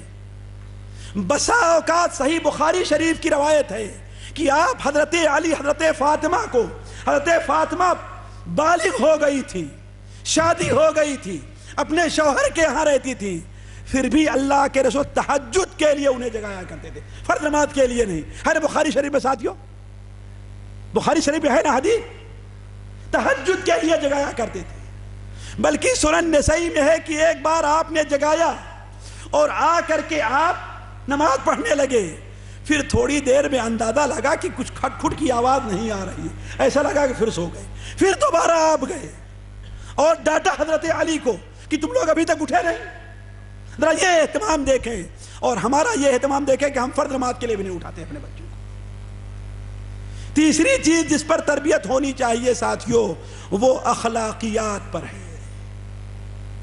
اگر آپ قرآن مجید میں حضرت لقمان کی وصیتوں کو دیکھیں تو ان میں آپ کو عقیدہ بھی ملے گا، اللہ کی عظمت پر بھی تربیت ملے گی، نماز پر بھی ملے گی، اور اخلاق پر ملے گا۔ یا بنی اقم الصلاة وامر بالمعروف وانہ عن المنکر واصبر على ما اصابك ان ذلك من عزم الامور ولا تصعر خدك للناس ولا تمشي في الارض مرحا۔ یہ دونوں اخلاقیات میں ہے کہ نہیں ہے؟ لوگوں سے بولو تو ہنستا ہوا تمہارا چہرہ رہے، منہ بنا کر کے لوگوں سے باتیں نہ کرو، آیت اخلاقیات میں۔ اور بلند آواز سے نہ چلاؤ جہاں ضرورت نہ ہو، ہے نا اخلاقیات میں۔ تو عرض کرنے کا مقصد یہ ہے ساتھیوں کہ بچوں کی تربیت اخلاقیات پر بھی ہونا چاہیے۔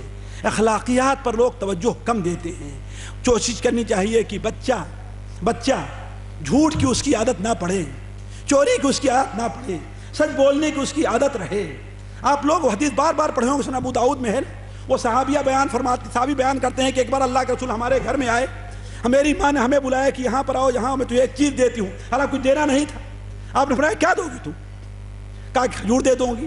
آپ نے فرمایا اگر تو کچھ نہ دیتی تو یہ بھی جھوٹ لکھا جاتا۔ یعنی آپ نے یہاں تک گوارا نہیں فرمایا کہ جھوٹ میں بچوں کو وعدہ کیا جائے، کیوں؟ ایسے ہی بچوں کی عادت پڑے گی۔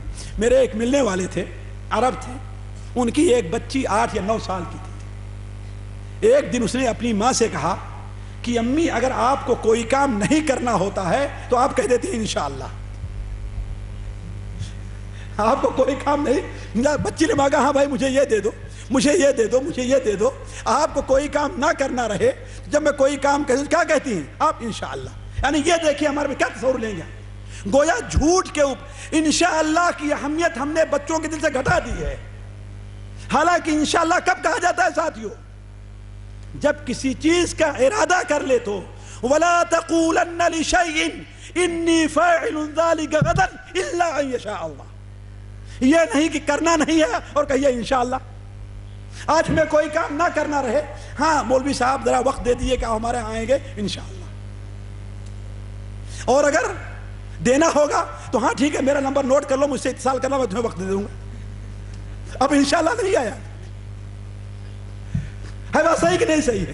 تو جو کوئی نام ہم نے انشاءاللہ، یہ اللہ تبارک تعالیٰ سوء ادبی ہے ساتھیوں، ہم توجہ نہیں دیتے ہیں۔ اللہ کے ساتھ سوء ادب ہے کہ اللہ کا نام لے کے صورتحال تو یہ ہے، صحیح بخاری شریف میں روایت ہے، اللہ کے رسول صلی اللہ علیہ وسلم نے ارشاد فرمایا، حضرت عیسیٰ ابن مریم نے ایک شخص کو چوری کرتے دیکھا، اس سے کہا تم چوری کر رہے ہو؟ کہتا اللہ کی قسم ہم نے چوری نہیں کی ہے۔ حضرت عیسیٰ ابن مریم نے کیا کہا؟ تو سچ بول رہا ہے، میری آنکھوں نے دھوکہ کھایا۔ کیوں؟ تم نے اللہ کی قسم کھائی ہے، ایسی ذات کا نام لیا ہے کہ جس کا نام سامنے آ جائے تو یقین کرنا چاہیے۔ یہ اللہ تعالیٰ کی عظمت ہے، اور ہمیں کوئی کام نہ کرنا ہے تو کیا کہتے ہیں؟ انشاءاللہ۔ تو خیر ساتھیوں 10 منٹ رہ گیا ہے، بس ذرا اختصار کے ساتھ کہ تربیت کے معاملے میں ہم سے غلطیاں کہاں کہاں ہوتی ہیں، ہم کہاں کہاں غلطی کرتے ہیں۔ پہلی چیز تو یہ ہے محبت تربیت پر غالب نہ آئے، ذرا توجہ دیں گے، محبت تربیت پر غالب نہ آئے۔ مثال کے طور پر ہے، بچے کا ہے صبح اگزام ہے، رات کو پڑھتا رہا، 10 بج گئے، 11 بج گئے، 1 بج گئے، اور بچہ سو گیا۔ ماں باپ کیا کہیں گے؟ اگر ابھی سویا ہے، فجر کے لیے اٹھائیں گے تو ابھی اس کو تو امتحان دینے جانا ہے، کیسے جائے گا؟ چلو کوئی بات نہیں ہے، ابھی امتحان کے لیے جب جانے کے لیے اٹھائیں گے تو نماز پڑھ لے گا، ہے نا؟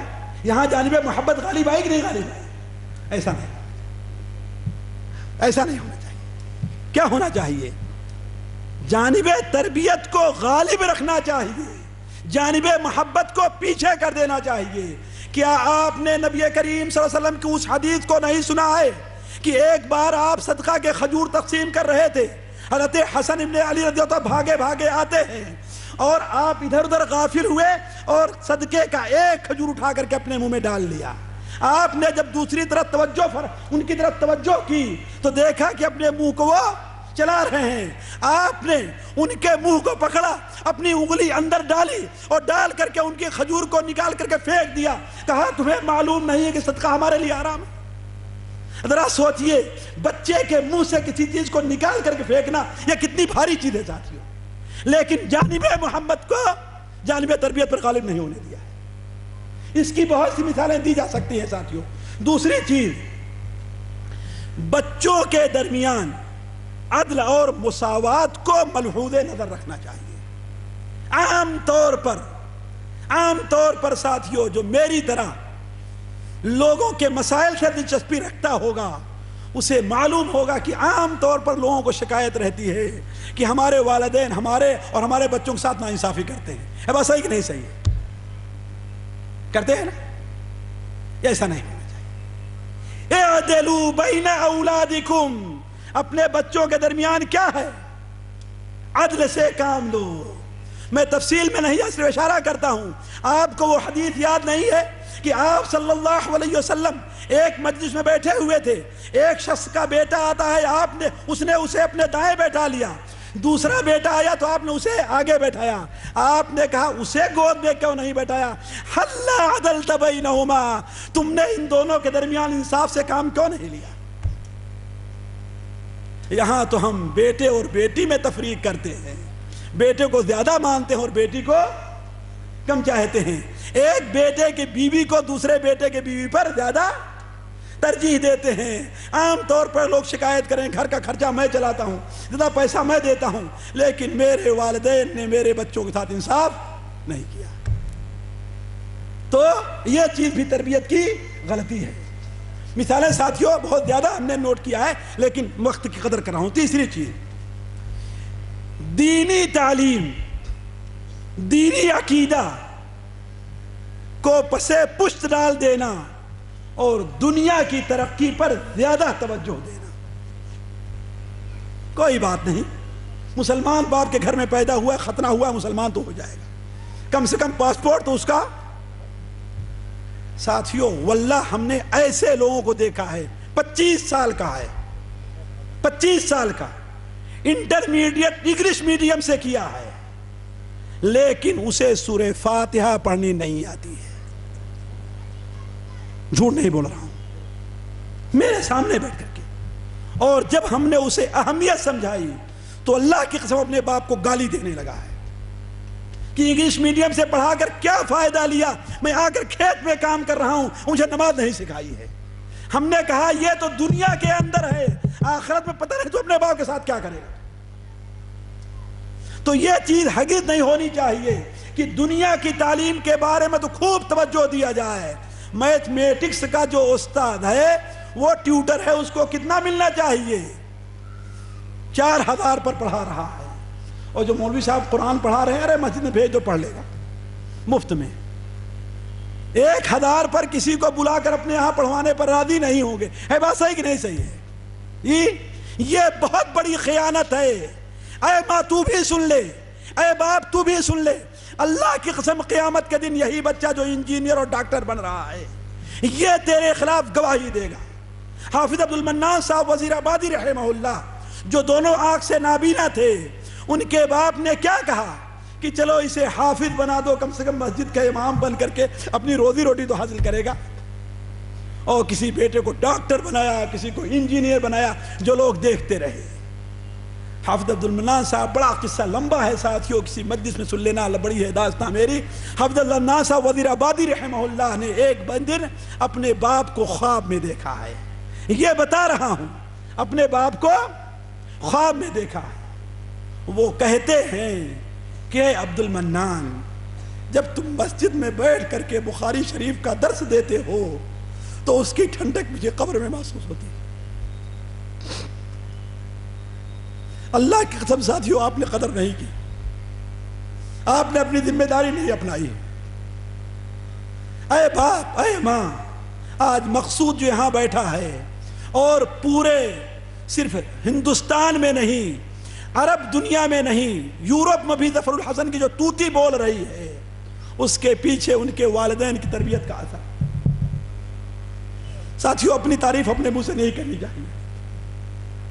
میں فارغ ہونے کے بعد مدرسے میں ظاہر بات اساتذہ طلبہ اور مدرس ناظم کی زندگی بڑا میں حساس اس طرح واقع ہوا ہوں.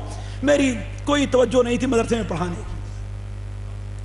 میں تجارت کرنا شروع کر دیا اور آپ کے یہاں ناندیڑ تک آتا تھا کپڑا لے جانے کے لیے. ہینڈلوم کپڑا یہاں تک آتا تھا.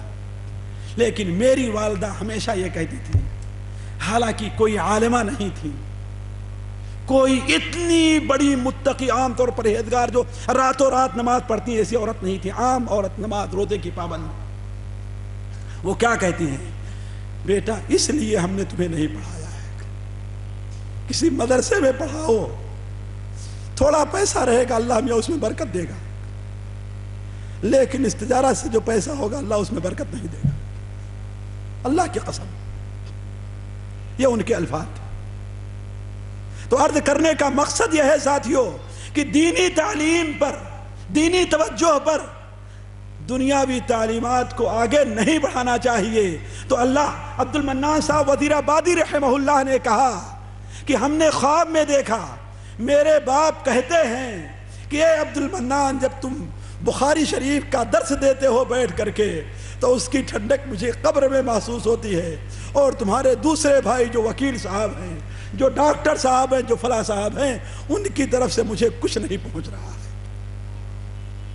جب وہ خود اپنے لیے نماز نہیں پڑھ سکتا ہے تو آپ کے لیے دعا کیا کرے گا؟ اسے خود اپنی نماز صحیح نہیں ہے تو آپ کے لیے دعا کیسے کرے گا؟ تو کہنے کا مطلب یہ ہے ساتھیوں کہ دینی تعلیم پر بھی توجہ دینی چاہیے. اور چوتھی چیز, بہت سی عورتوں کی عجیب عادت ہوا کرتی ہے کہ بات بات پر بچوں کو گالیاں دینا شروع کر دیتی ہیں, بد دعائیں دینا شروع کر دیتی ہیں. ہے بات صحیح کہ نہیں صحیح؟ یہ بڑی خطرناک چیز ہے, بڑی خطرناک چیز. اولاد غلطی کیوں نہ کر رہی ہو ساتھیوں, اے محترم باپ, اے میری بہن ماں, اپنی زبان سے ان کے لیے بد دعا کے الفاظ کبھی نہ نکالو. الفاظ نکلے تو دعا کے نکلے. ہو سکتا ہے کہ کسی ایسے وقت میں اللہ کی رحمت جوش پر ہو تو اس کے لیے بد دعا کرے, تیرا دل جل رہا ہو, اللہ تعالیٰ تیری دعا کو قبول کر لے اور تیرے بچے کی عاقبت برباد ہو جائے. اسی لیے ایک شخص عبداللہ مبارک کے پاس آتا ہے اور کہتا ہے میرا بیٹا بڑا نالائق ہے, میری بات مانتا نہیں ہے. کہتا ہے کہ اچھا یہ بتاؤ کبھی تم نے اس کے لیے بد دعائیں تو نہیں دی؟ کہتا ہاں ایک بار بد دعا تو دی تھی. کہا کہ انت الذی افسدت, تو نے اسے برباد کر دیا ہے, تو نے اس کے لیے بد دعا کی. آپ صلی اللہ علیہ وسلم سختی کے ساتھ منع فرمائیے, لا تدعوا علی انفسکم ولا علی اموالکم ولا علی اولادکم. تم اپنے اوپر بد دعا, اپنی اوپر بد دعا نہ کرو, اپنے مال پر بد دعائیں نہ دو, اپنی اولاد کو بد دعا نہ دو. ہو سکتا ہے کہ کوئی گھڑی اللہ کہتے دعا کی قبولیت کا وقت ہو, تمہاری دعا قبول ہو جائے اور وہ سارے سارے تباہ اور برباد ہو جائیں. ساتھیوں 1410 میں ریاض میں تھا, ریاض شفا کے علاقے میں.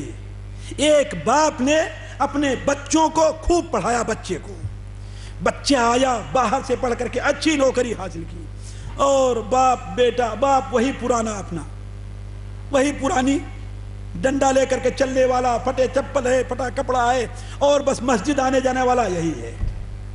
ایک دن جمعہ کا دن تھا, بیوی نے کہا کہ آئیے کھانا کھا کر کے جلدی چلے جائیے, یہ مجلس جو ہے اس میں ہمارے یہاں کچھ عورتیں مہمان آ رہی ہیں, میں یہاں بیٹھانا چاہتی ہوں. کہا کہ اچھی بات, کوئی بات نہیں, ٹھیک ہے کوئی بات نہیں. کھانا کھایا, باپ مسجد طرف جانے لگا. ابھی تھوڑی دور گیا تھا تو کیا دیکھتا ہے کہ دروازے پر آ کر کے گاڑیاں پر گاڑیاں رک رہی ہیں. پیچھے مڑ کر کے دیکھا تو عورتیں اترنے کے بعد کون اتر رہے ہیں؟ مرد اتر رہے ہیں, لڑکے اتر رہے ہیں. کہتا ہے کرے کہیں میرے بیٹے کا ایکسیڈنٹ تو نہیں ہوگا کہ یہ لوگ تعزیت کے لیے آ رہے ہیں. معاملہ کس کا؟ عورتوں کے آنے کا ہے نا, یہ مرد کیوں آ رہے ہیں؟ اور کیا دیکھتا ہے, آتا ہے لڑکا خوشی خوشی اندر بیٹھاتا ہے. وہ بندہ سیدھے اندر جاتا ہے. بیوی تھی, اس نے جھڑکا, کہاں آ گئے تم؟ بہو تھی, اس کے پاس جاتا ہے کہ بیٹی معاملہ کیا ہے؟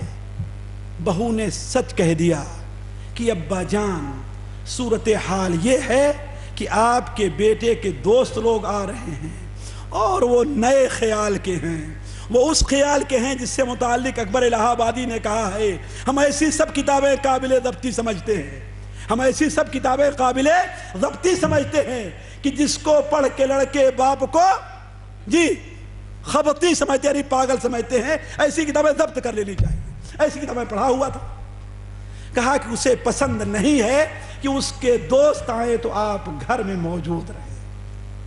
واللہ جمعہ کا دن تھا، باپ کے دل کو سخت ٹھیس پہنچی، کچھ بولا نہیں ہے، سیدھے گیا مسجد میں اور 2 رکعت نماز پڑھ کر کے ہاتھ اٹھا لیا دعا کرنے کے لیے،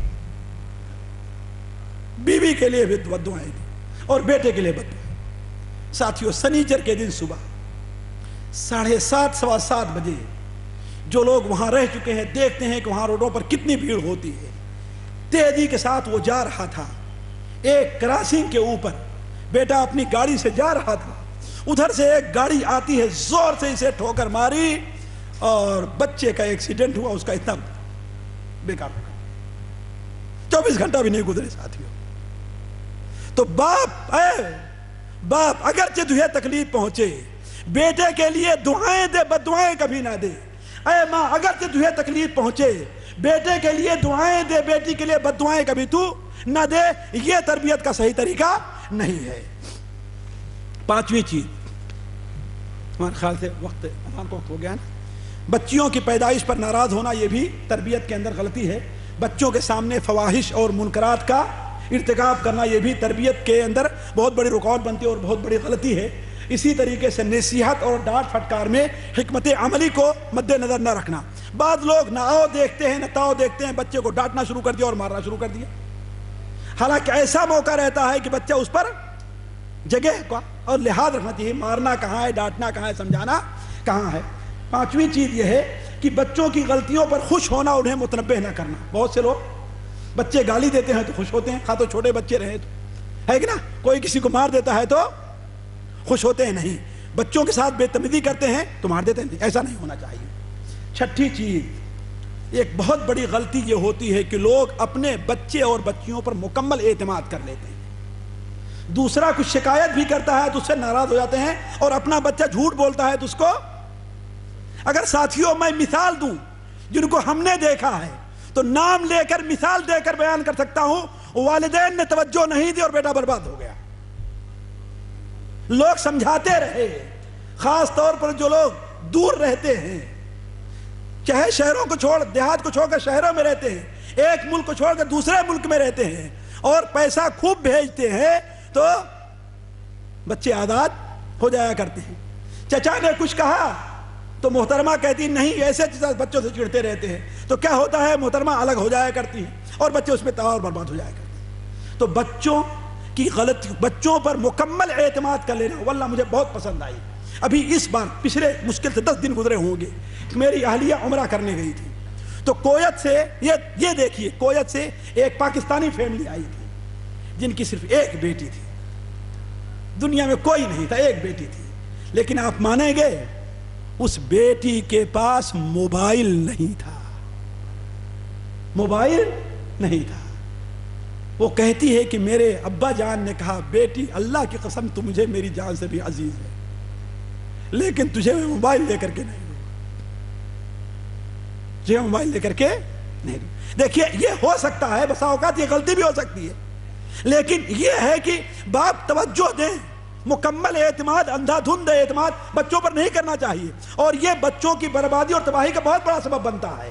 ساتھیوں یہ چند باتیں تھیں جو کچھ بات تفصیل کے ساتھ اور بات اختصار کے ساتھ اولاد کی تربیت کیوں اور کیسے سے متعلق کہی گئیں۔ اللہ تعالیٰ سے دعا ہے کہ اللہ تعالیٰ ہمارے تمام بچوں کو ہمارے آنکھوں کی ٹھنڈک بنائے، اللہ تعالیٰ تمام بچوں کی اصلاح کر دے، اللہ انہیں دین کا سپاہی بنائے، اللہ تعالیٰ ہمیں تمام بہنوں، ہمارے بھائیوں کو اور ان کے اور ہماری بہنوں کو یہ توفیق دے کہ اپنے بچوں کی صحیح اور شرعی معیار پر ان کی تربیت کر سکیں۔ اللہ تبارک و تعالیٰ ان تمام مسلمانوں کا یہاں پر جمع ہونا قبول فرمائے۔ سبحانک اللہم و بحمدک، اشہد ان لا الہ الا انت، استغفرک و اتوب الیک۔